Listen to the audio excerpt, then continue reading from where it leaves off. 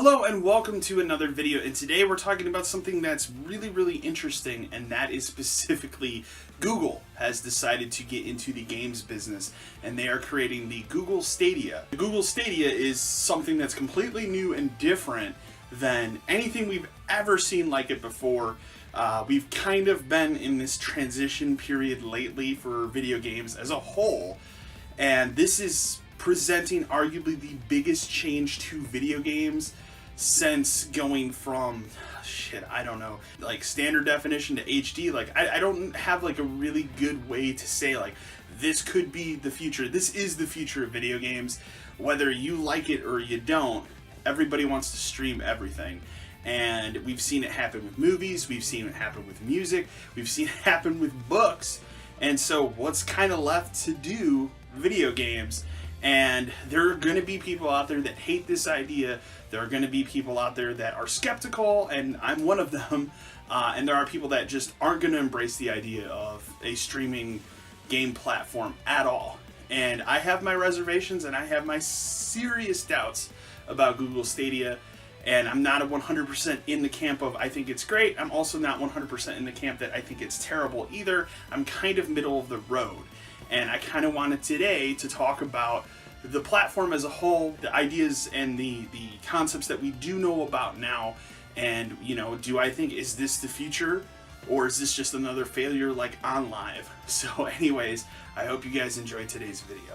This past week, Google has announced the Stadia. Now, the Stadia is not a game console, it is a streaming platform. Now, there are some interesting things to take away from their GDC conference about this. You know, firstly, this is the first really big video game competitor coming into the game market since Microsoft entered back in 2001 with the original Xbox. We haven't seen anybody else make a really hardcore stab. We've seen some other, you know, remember the Ouya and stuff like that, but no one's really made a big, you know, push to go, hey, no, we're going to be viable in this market than Google. And if there's any company that totally could pull this off at this point, it is Google. And the idea of what they're doing also makes sense for Google to do that. So you might ask yourself, if you don't know anything about Google Stadia at this point, is what is it? Well, we kind of know and we kind of don't. So the good concepts of it is basically, instead of going to a store and purchasing a video game, or, you know, even going on Amazon or something and purchasing a physical copy of a game, or even going on a digital store, everything is streamed. So basically you'll make your purchase, I'm assuming, on maybe the Google Play Store, or, you know, somewhere Google will have its own storefront for Stadia. They haven't purposely said yet, like, hey, we're totally going to do this way or that way. That's something that's kind of up in the air. But the point of it is, you play it, you basically either are going to pay for some subscription, I suppose, or you're going to pay for the game outright, and you can play it anywhere, and it's instantaneous. Like, it's not like you put in a disc and you have to wait for something to install. You click a button and you're into the game, no matter where you're logging in from. So I can log into it on my TV, on my personal computer, on my phone, on my tablet. Anything that has a screen, you can log in. Now, and that's one of the biggest things. Then you ask yourself, well, how does this work? Basically, this whole device, this whole idea is going to stream from Google's own server racks. And so depending on how powerful the game is and everything, it will take certain numbers of racks to produce a 4K 60 frames, which is what they're promising right now at launch. 4K 60 frames, you know, performance. Now, obviously, and this is one of the biggest issues I have, is if your internet connection is spotty or it's going to dive, and we'll talk about some of the specs on that in a minute here, then you're going to see things like YouTube compression. And this is where I have my first major concern. Is I'm somebody who really likes a very crisp visual in a video game. Now, I'm talking modern games. I'm not talking 16-bit, 8-bit, you know, era. I'm talking a modern Xbox One X, PS4. I want clarity when I play a game. You know, I recently just upgraded my TV once again to an even bigger TV now with HDR, you know, 4K, and, you know, I want to see that clarity. And I'll say, going from a TV that was an early 4K TV from a couple years ago to a more modern one, the clarity difference is insane. especially going from a TV that didn't have high dynamic range to one that now does. It's a noticeable improvement, especially with some games. They look completely more vibrant, and that's what I want. I'm a very big advocate for games that look vibrant and they're colorful. I don't want everything to be drab and dreary. Not that I don't like that stuff when, you know, it's presented well, but it's not how I want to play every single game. The problem I have here with Google Stadia is, let's say my internet connection takes a dive while I'm playing the game. I'm going to be looking at YouTube level of compression for the visual quality of the game. I kind of have a problem with that. Like, as someone who wants clarity in their video games, that's a huge concern for me. And the numbers they're putting out right now, basically they're saying if you have a download speed of 25 megabytes per second, then you can stream 1080p 60 frames per second without any issue. If you have a 30 megabytes per second internet speed or higher, you're going to have no problem streaming 4K 60 frames. I don't know, man. That seems like a low number to me. Maybe I'm wrong. I can tell you guys personally, the internet speed I have, which some of you will go, wow, that's good, and some of you are going to say, wow, that's garbage, and that's just dependent upon the area that I live in.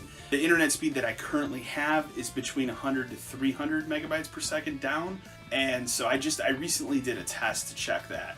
And so I more than well qualify for this service, but I still have issues with it. What if you have a lot of people in your household using the internet at the same time? That's going to obviously cause bandwidth issues. That's also going to cause issues with the clarity of the games. That's my first major issue with this whole thing. The second issue I have, and this is going to be the issue that most people have with this, is the idea of game preservation and the fact that now this is the first time that you're going to have a system that doesn't have any physical games. This is going to be something where either you're making a purchase on a digital storefront only, or you are subscribing to a service, kind of like maybe an Xbox Games Pass type thing, but you don't own the games anymore. And I think one of the reasons why I really, have gone into Xbox Game Pass is that seems more like a rental service to me, because I know that I don't own the games. Whereas I have more of a problem with, hey, I bought this game digitally, but I can only play it online. Game Pass, you download the game and it's to your system hard drive. And if you buy a digital game, obviously in the Xbox, same thing. When you're offline for a game that you purchased digitally, you can play the game without any problem. So if your internet goes down, who cares? Game Pass, it has to check and make sure you own the game. The issue I see here with Stadia is, again, what if your internet goes down? It's useless. So, and I don't know. Like, I'm kind of in the camp of I want to see it to believe it. I just don't know. One of the cool things that they announced was the controller for it, which originally we saw screenshots of like some mock-up controller that just looked terrible. The final controller actually pretty much resembles an Xbox One controller, with a little bit of tweaks here and there. But the thing that's interesting about it is the controller connects to your Wi-Fi. So rather than controlling something that's specifically tied to your TV, this thing is going to instead attach it to the actual game you're playing over the internet. So that removes some level of latency, but there's also going to be a latency issue streaming something. There's always latency issues. We don't really see it as much with digital content like movies and music, because so much of that is not as latency based, whereas a video game is very latency based. So it presents a huge problem in the market. And the other biggest issue I see with Stadia is, I talked about my internet speeds, and I'm lucky because I live in a very well populated area, so internet is pretty abundant. But there's an issue, especially, and I'm just going to specifically talk about North America today, not other countries, because I don't personally live in other countries, so I don't know or have all the facts about that. But for in North America specifically, internet infrastructure is not great. Google is out there producing Google Fiber, and maybe some point they'll be able to pinpoint and take down Comcast, which I don't know if some of you will be very familiar with Comcast. Other people are going to have no idea what I'm talking about. Comcast is basically the monopoly internet provider in North America. And the issue is they are terrible when it comes to customer service. They are terrible when it comes to giving you a good internet speed. They are constantly nickel and diming you for everything that they can because they are a monopoly. They own the market share of internet in this country right now. I personally pay for no data cap, but a lot of people have data caps on their internet. A 4K 60 streaming service is going to kill your data cap very quickly. So if you have a data cap and you're thinking, hey, I'm going to go out, I'm going to get the Stadia, I'm not going to have to buy games anymore, I'm just going to play all this stuff off Google, but you have a data cap of maybe a terabyte a month, you're going to look at like what?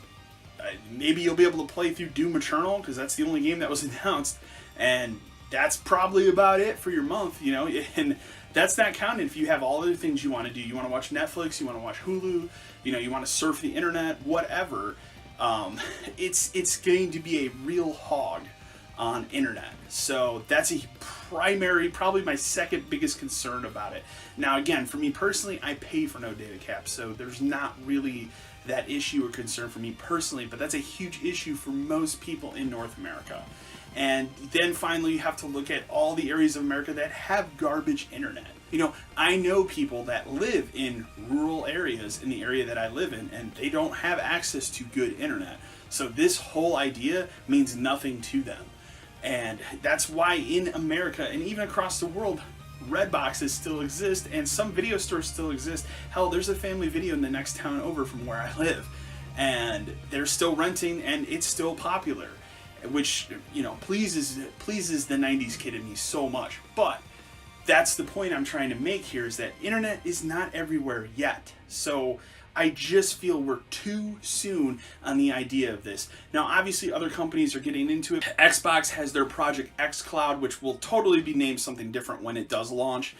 They recently kind of demoed a little bit of it at one of their Inside Xbox YouTube videos. It looked okay, but the latency looked incredibly questionable. But again, that's another awesome thing that's going to happen at some point, and I trust that because that's an existing platform and ecosystem that I have, upwards of 15 years invested in. So I'm more than okay with that, whereas I look at Google and go, is this thing going to last, or is this going to be another Google project that fails in a year? It's an interesting concept. I'm very, very excited to see what happens. This is going to be a really interesting space. Will developers jump on the bandwagon of this, or are they going to say, nope, this is too weird for us, we like having consoles? You have to think about it the other way too, is with doing this and going forward with making everything streaming only, now developers don't have to worry about the specifications of a box that's under your TV. They can develop the game however they want to, and by doing this, this could potentially push video games way further by not having the limitation of what's under your TV, but by going through these server racks instead. And hey, you know what, this game's going to take this much power, so you're going to be using up this many racks. You also have to remember, Google has the most servers in the world of pretty much any company, and if I'm wrong on that, you can blast me in the comments, but judging from what I'm looking at, they have the most. Microsoft's probably pretty close with them, but they have the most. And so if there's any company that I can believe can come in off the street that hasn't really invested in video games and is heavily invested in it this way, it's Google. They can also super afford to fail. So if this thing comes out and it dies within a year and it's another OnLive, then I think we move on from it. It's also going to paint a very interesting picture specifically for Microsoft at E3 2019. Now, we had Xbox head Phil Spencer, someone who I very, very much admire and respect, come out and say, that was interesting, basically. We're going to be really big at E3. Now, yes, Phil has said these things pretty much every year. We're going to be at E3 in a big, bad way, and every year I've watched the conference and come off of it and said, that was fine, I enjoyed it. But this year in particular, they're really stressing, hey, we're going to be there in a big, bad way. We're going to have many, many announcements. I believe this is the first year they're going to talk about their plans for the next set of consoles. And I'm not joking about that. There will be two versions of the next Xbox, a lower end and a higher end. They've already stated that. I wonder also how much they go into this streaming Project X Cloud thing, given what Google just did. The point I'm trying to make here with everything is that it's a wait and see. I wouldn't tell anybody specifically, hey, you should be there day one for Google Stadia. I, more than anything, am really interested to see if this tech actually works and it actually produces results. We did see last fall that a lot of people got into that Chrome beta test where people were playing Assassin's Creed Odyssey in a Chrome browser, and there were a lot of impressive results with that. But will it do that this time around with something that's a basically almost twitchy shooter like Doom Eternal? I don't know. You know, I can't wait for Doom Eternal, as you guys know, and I don't feel like I should go out and buy Doom Eternal for the Google Stadia and play it that way, because I don't know. Is it going to be comparable to the Xbox One X version or not? The other important thing to note right now is that Google is out there saying that the Stadia is more powerful than an Xbox and a PS4 combined. That's a pretty ridiculous claim. We'll see. But again, they're kind of they have unlimited power. They have unlimited racks basically, and so that's the future definitely. But if we can get to a point where people don't have to buy a box to put under their TV anymore, they can just stream everything and everybody's basically on the same level in terms of specs, that's going to make developer jobs much easier. That's going to mean lower development cycles between different games, and that's really going to be interesting. It's basically going to eliminate having to develop and change things up and specifically prioritize a certain system and how you do something for one and how you do something for another one. So, you know, sometimes you see what I will call like a lazy port of a game to this system, but it runs better on the other one, and vice versa. And that's a very interesting concept when it comes to the Stadia thing. If they don't really have to do that because everybody's going to be on the same playing field. It also presents what I think will be an interesting future. If Stadia does take off and Microsoft's cloud thing does take off, do those two merge at some point? And at one point, you know, in 10 years, are we going to be looking at a future where it's just Google, Stadia, and Nintendo? Because I don't really see Nintendo merging with anyone. So, time will tell. It's a very interesting concept. I'm looking forward to seeing more about it. They said they're going to talk more about it this summer and announce more of their plans. I'd love to know in the comments below what you guys think. Do you think this is the future? Do you think Stadia is something that sticks around? Or do you think it's another failed Google project that doesn't last a year? Also, what are your thoughts on it? Do you like the idea that it's going to be a cloud-based thing where you can pull it onto any screen basically and play it at a native 4K 60? I'm very interested to know. You know, and again, as I said, am I on board with it? No. But am I against it? No. I'm very much in the middle of the road and more of a wait and see approach to it. And I think that's the smartest way to play this thing out. Remember, as always, to like, share, and subscribe to the channel. And anyways, until next time.